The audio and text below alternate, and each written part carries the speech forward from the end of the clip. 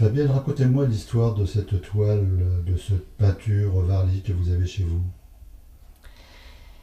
Eh bien, je l'ai depuis l'an passé. C'était en mai à la même époque quand j'ai rencontré Monsieur Journet parce que je l'avais contacté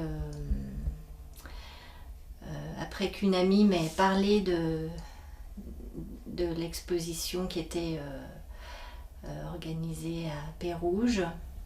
Après avoir contacté Monsieur Journet, on s'est rencontrés. Il m'a expliqué un petit peu comment c'était réalisé. Après, j'ai rencontré Rina, euh, qui était accompagnée d'une interprète.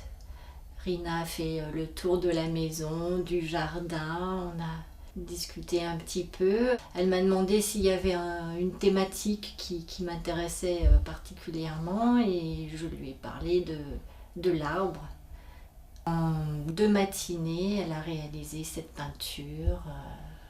Rina a choisi de peindre un banyan, un arbre que je ne connais pas, mais voilà, très, très présent dans sa région, autour duquel elle a installé une scène de la vie quotidienne qu'elle a imaginée.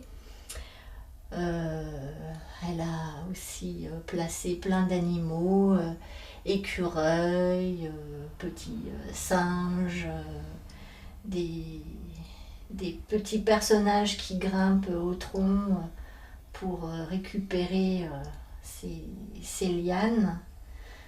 Euh, et puis Rina a aussi demandé à ma fille qui était présente quels animaux elle voulait voir présentés. Et ma fille a demandé un lion et un tigre. Voilà. Et comme notre chat était aussi dans les parages, Rina a représenté Mimi. J'ai fait moi-même de la peinture. Il y a quelques années, voilà, j'ai vécu de ma peinture. Et déjà à l'époque, j'étais très intéressée par les arts qu'on appelle primitifs, la peinture aborigène. J'essaye de renouer aussi avec peut-être une pensée un peu primitive. Et, et voilà, et ce qui me fait drôle, c'est de retrouver des choses assez similaires dans la peinture des Kurumba ou même des Warli.